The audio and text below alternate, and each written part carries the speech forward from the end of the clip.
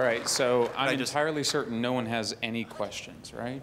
Nope. Oh, awesome. Okay. Thanks, guys. We're done now. Did a really Go good ahead and form a line. I'm going to remind everybody, don't get in line if you want to ask about is your class in the game, because we've come to the communal decision that every time somebody asks that question, we're going to randomly remove one of the existing classes from the game. And so you can't even troll other people by trying to call out their classes. Yeah. So, all right, guys, let's go.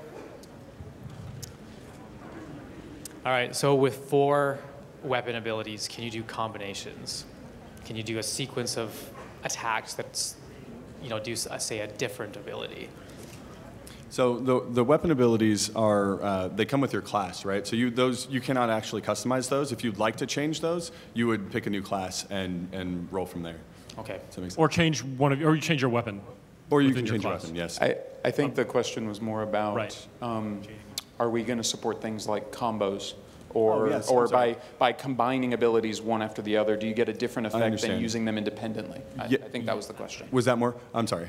Yes. So when we build a class, we build it as a full package. They have abilities that interact with each other and do all those sorts of things. And then also, it's a fairly elaborate system that allows you to do things one after another with your abilities, even ones that we don't necessarily supply right away. Part of the fun to play is making sure that your abilities work well together. So that's a great question. With all the dynamic action that is going on, the targeting is going to be locked on a specific target, or is it going to be whatever you're facing is what you're hitting? So the exact details of all the combat system is stuff that we're going to reveal over time. But we have been saying that your weapons, for example, if you have a broadsword with a very long blade and you swing, it's going to hit everybody in that area. So a lot of these abilities don't require a target. You just swing. It's also going to hit everything. Right. So you want to blow up a wall, you can. If your weapon is good enough, you can do that with your sword swing. So. One of our main goals is to kind of keep your face up out of your refresh bar and your buff area and all that sort of thing as well. Yeah, so. we can't say enough. We're not going to encourage you to play the game of watching your refreshing icons in EverQuest Next. Yeah. Whack-a-mole was fun when I was 7, not so much now. Yeah, I love the idea of multiclassing, but I was wondering, if everyone can just do whatever they want, how are you going to prevent people from min-maxing and just gravitating towards one, the most powerful build, like someone uploaded on a wiki and so it's really powerful and just everyone plays that exact build? So there's actually a lot of mechanisms that we've put into the system that I'm not going to say they're going to be perfect, but they narrow down the opportunity for total exploits. Some of the choice things in there that you have to make are not only for flavor but also for balance reasons, right? So I can't just get a class with 5 offensive character abilities and just go to town doing more DPS than everybody else. That's not really an option. There will, balancing and all that stuff is always an ongoing process. So it's something we work on. And it speaks to the, Jeff mentioned the changing strategy on the landscape of this game. One of the things that whenever we introduce items, we can introduce a single item that'll change the dynamic of the whole game. I'm a min-maxer. I want to be able to min-max. Exploiting and min-maxing are not the same thing. And we want to enable players who go out there who want to collect every item to augment a specific build that they have. That's great. That's gameplay we encourage. One of the things, by the way, I forgot to mention at the very beginning is in line, please, we haven't had a problem yet, but please limit it to 1 question, and if you have more than one, you can go back to the line and work your way back up to the front.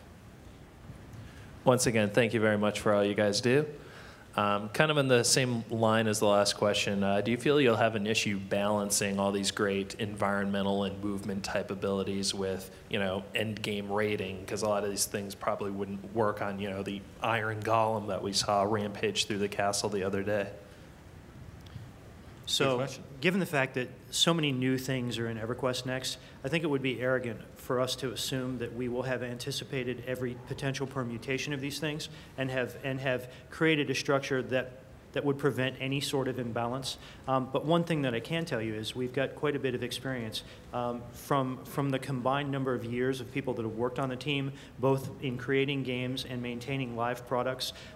We'll be there with you, right? We play our games literally everyone involved participates in the process. We play the game, and the balance will be an ongoing process. We'll do as good a job as humanly possible based on our experience. Jeff beat me to it. I was going to say no. Yeah. They've been stealing it a few times. So I'm a long-term magician in EverQuest 1. I'm not going to ask if the game's going to have mages, but you did mention unsummon, so I'm going to assume there are going to be pet classes, pet skills, but with this kind of visceral, quick-paced combat, it doesn't really lend itself to having like a long-term pet. Are pets in this game going to just be something for one fight, or We've definitely spoken about how the AI system works, how vibrant and amazing the emergent AI system works. It's applied to pets as well. So they aren't dummy fire jabobbers that we're familiar with. They won't get stuck on rocks. All of those things won't happen. The AI is smart. But so, is there room in the skill system for a permanent pet, or is this going to be one fight stuff? I suspect that we'll have all variations of pets. Okay, thanks. Yeah, I was curious. I saw up on the screen that y'all had 4 weapon abilities and then 4 character abilities. I'm wondering if that's going to be the limit, or if y'all plan on adding more later on during the development process. So the plan is that we will add more, but not necessarily more slots. So that currently is the number of total slots that you can use at once, and we'll be adding many more classes and stuff like that in the future that you can slot in there. And there's more to this system than we're talking about today. So we'll announce more in the future. Yep. Hello. When I'm watching demo, and there's a lot of particle from one character, and I'm wondering if there are like 6 players in the same place, and 6 particles, you won't see anything, maybe too much particle? Well, I'll take this one because... Six golems at the same time?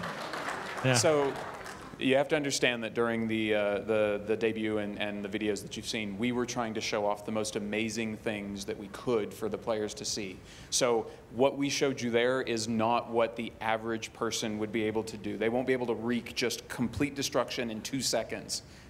Yeah, At least until later in the game. Terry was piloting the Void Goliath during the demo. I was blowing up the entire world. He just I loved that. kept spamming his temper ability over and over again. So but, there'll be refreshes so that we recognize that what we were showing was something that if you had 6 people there, it would not be you wouldn't be able to see what was going on. And so the game will be balanced around the idea of having larger numbers of people together, all with destructive abilities and things like that, so that you can see what's going on.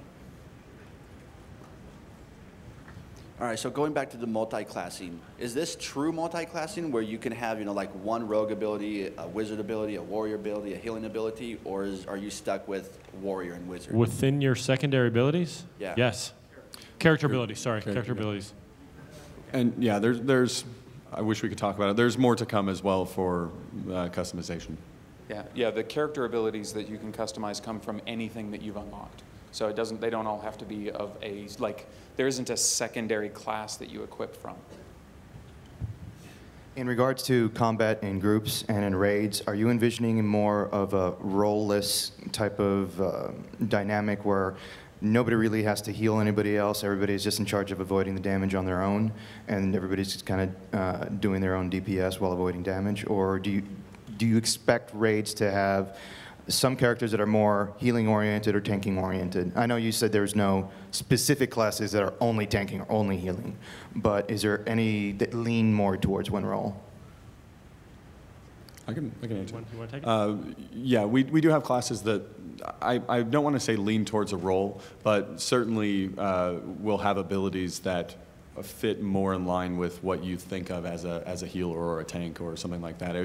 It's important to us that if you enjoy playing defensively, say you're a warrior and you're used to being the front line, we still want you to be able to do that. We want you to be able to play the way that you want to play, basically. But what we mentioned when we mentioned it earlier is what we don't want is staring at a threat meter and insulting the the NPC's mom to get him to attack you. Like that's not the kind of gameplay we're looking for. So we'll allow defensive play, we'll allow stuff like that. To be very clear, Jeff, you want to? One point to make there is that our NPCs aren't stupid enough to attack the same person over and over and over again while the rest of the party is killing them. They will be able to figure out how you're hurting them, and they will stop you from doing it. That's what they will. So while we may not, we definitely don't have those mechanics in there. We want you to be able to play defensively and play a support role, but we're very careful to not have to require them so that your 10 buddies or your 6 buddies or whatever can do content without your 7th friend there who's the tank. We don't want that. He actually kind of had my same question. I'm assuming you guys are kind of going towards like a Tarek thing where you don't really need an actual healer. So my other question would be, is there a limit to the classes one particular character can obtain, or is it just one person can get all the abilities, all the classes? There isn't currently a limit. I don't. There's no limit. We're planning on. Yeah. We spoke about a few player-imposed limitations. Things like faction. If a faction wanted you to act a certain way before they would train you to, say, be an assassin or a Shadow Knight, or these are hypothetical classes. You may not be able to be that character class until you act accordingly, but there's no artificial limitation. We will be engaging the community about race class restrictions. If you've played Dungeons & Dragons, for instance, you're familiar with like the Dwarven Defender. So in the roundtable, we'll probably be talking to the community, engaging their interest for that sort of thing, right? But in general, you won't have a ceiling on the number of character classes that you can personally collect on a single avatar. I mean, that would kind of kill the strategic landscape of the game as it rolled forward. We hope for great longevity in this product. I don't know how many character classes we would ultimately end up with after 10 years, but it's going to be way more than we originally launched with. We wouldn't necessarily want to force you to create an alt for every 30 collected character classes. Bad news. In some other games that have gotten rid of like the tank healer kind of roles, I've seen a collapse of teamwork and group strategy. What kind of things are you guys doing to counteract that possibility? We touched on it earlier. The AI really does a lot for us in this area. You'll have to form strategies. These NPCs don't just do things on a triggered time basis. They actually will figure out what you're doing and then counteract them. And so you need to come up with different strategies and different things like that. You will have to work together in order to get these things done. We like that sort of gameplay, and it helps to build a community and all sorts of things, right? I want to go in and I want to play with people that I play well with, or that that I think play well, and all that sort of thing. So we definitely are cognizant that has happened before, but we will require playing with people and forming strategies and stuff. I think one thing that you'll see from us, and we'll demonstrate this as we get deeper into combat, as we talk more about EverQuest Next in the upcoming months, we have a very detailed and intricate plan for the strategy and tactics of moving around and fighting. The NPCs are capable of executing strategy and tactics, and you'll require them to overcome them. We are saying that no one specific role or pair of roles is integral to unlocking the strategy of defeating each encounter, and that's one of the things, as game designers, this is kind of a broader answer.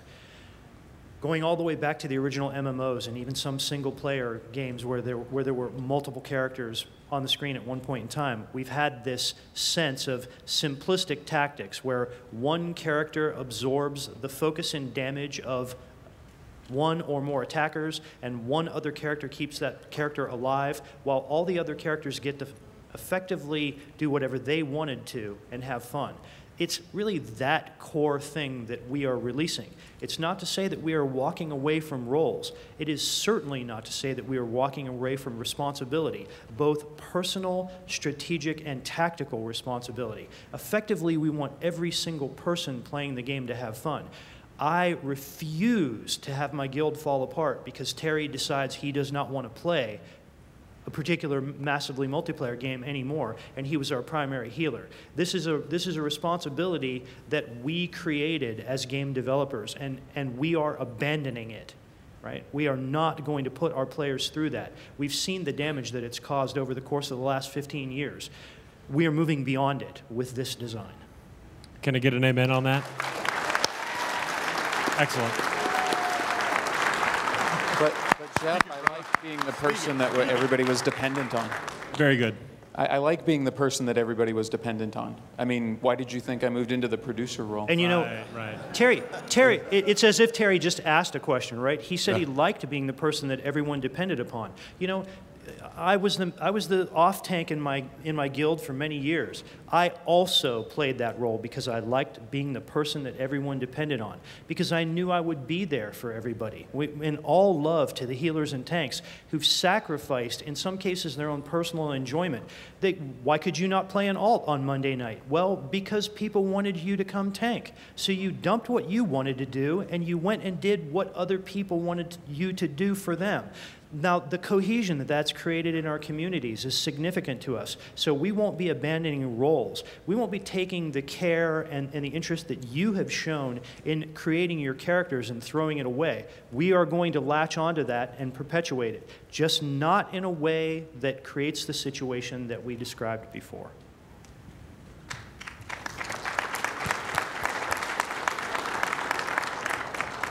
So the goblin horde starts coming over the hill, and you have a bunch of mages blowing things up with fireballs, rangers doing arrow storms, that kind of stuff, right? Games typically, when you remove again the tank healer DPS archetype, have a very difficult time recognizing the contribution of more support or defensive-oriented characters. How do you see these support or defensive-oriented characters working in situations like that? And will the game recognize their contribution? If so, how?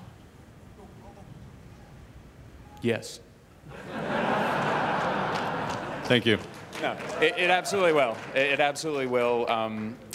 These guys have come up with great ideas on just how we can recognize and reward that sort of support and those roles in combat and non-combat situations. Yeah. Everyone complains, all they say is no.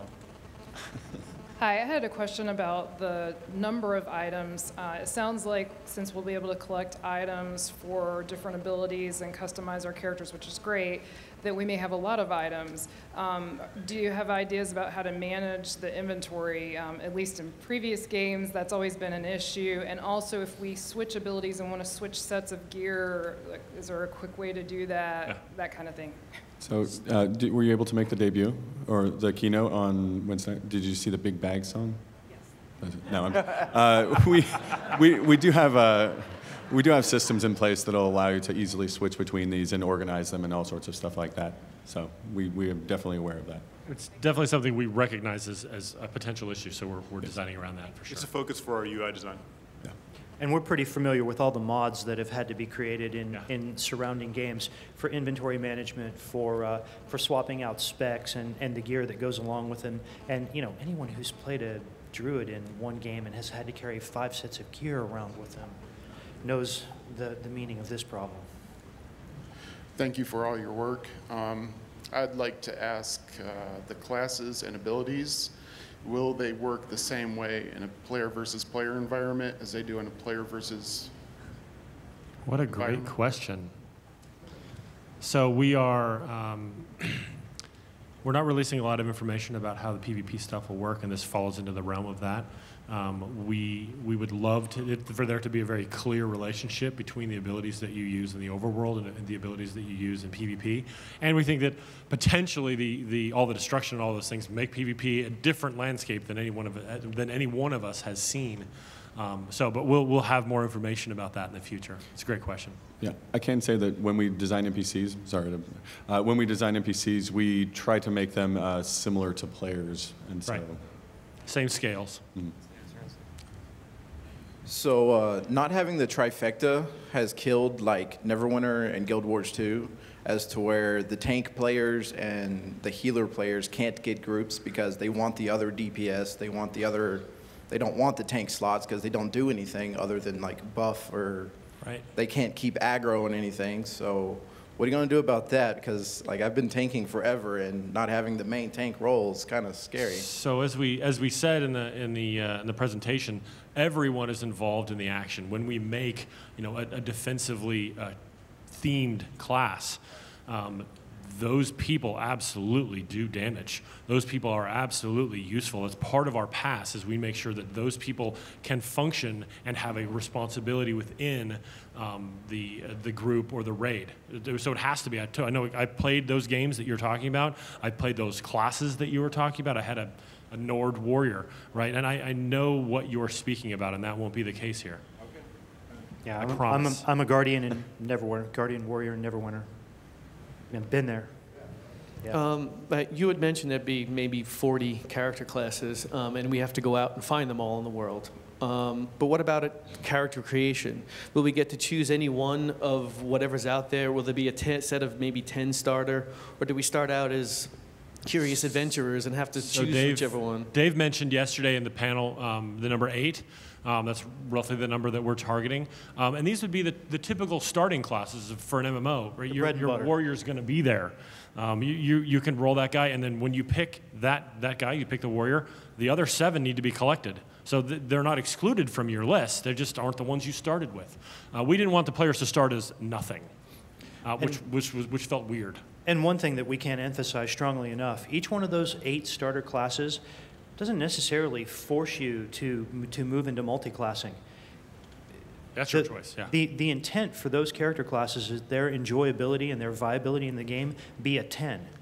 If you ignore or don't understand or don't care about multiclassing because you were a rogue, you're going to be a rogue, you don't want to be anything but a rogue, you can play the game. The game's being made for you.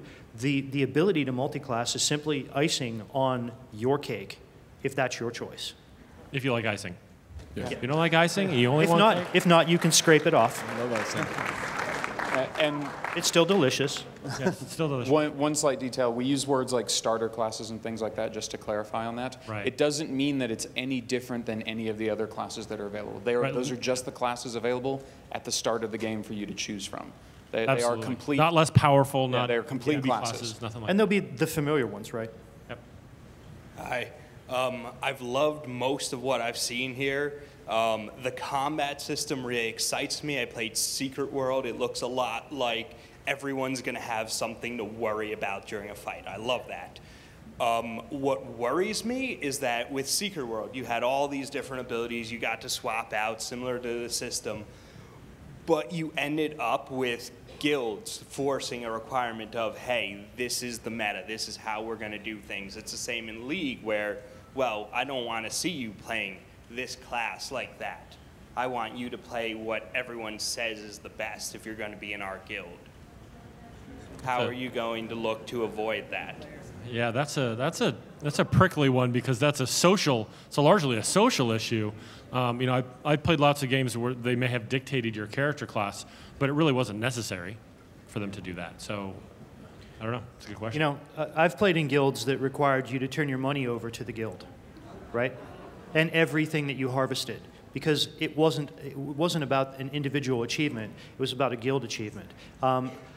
Obviously, there are social structures with different strictures that are placed upon individual people. It would be somewhat arrogant of us to assume that a crew from elitist jerks is not going to come into Game X and impose whatever social restrictions they choose, whether it's role-playing in favor, whether it has to do with individual roles and power levels, or their understanding of the moment-to-moment ability to DPS in exactly the situation that they are going for at any one point in time.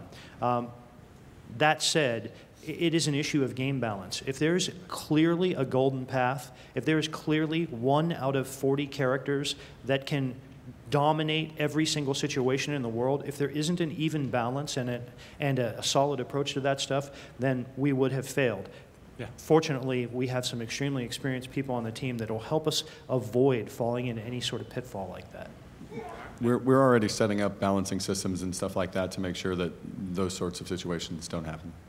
At least not on our side. Not on our side, yeah. And truthfully, working with the community, as we have always worked with the community since EverQuest launched, that'll be a cornerstone of our ability to succeed in these areas. It's about knowing from firsthand experience and the players who are out there communicating with you what's going on in your product. Right.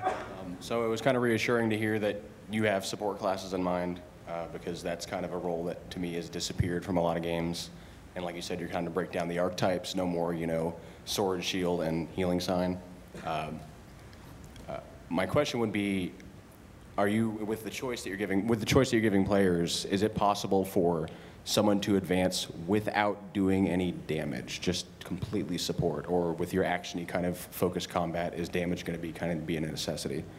I mean, for adventuring, you know, not talking about crafting progression or any of those things. You'll need to be involved, otherwise your party members will wonder what you're doing. And part of that involvement is doing damage for sure, because we don't want you, as we've talked about it, we don't want you staring at the life bars and clicking them and healing them. That's not the gameplay that we're going for. I knew lots of clerics who never swung their weapons at all in EQ because there was no need to, and we don't really have, we're not really supporting that form of gameplay. So we want you to be involved. Just so we're clear, we got about 3 minutes left. We needed 5 minutes to set up the next panel, so we probably have time for 3 to 4 questions, I'm guessing, at this point in time. Okay, you already answered about the inventory and all the class changing, but I'm curious, you can switch between what you want. Are there going to be like a couple, like 5 slots or something? Or are you going to be able to save many different configurations that you want to play with? So we're working on the details of that. Michael, do you want to? I don't know. You can go for it, dude. Okay, so we're working on the details of that. You'll have some number that you can swap between, but we really don't want to limit your creativity. So I suspect ultimately there'll be a large list. Mine kind of hits on that also when you talk about the skills or abilities. Are you going to end up with rows and rows of action bars like you see in Apple? No. Or are you going to have those available and only so many slots? You're going to fill those slots. You're going to go, I want this and this and this today when I go out to do that.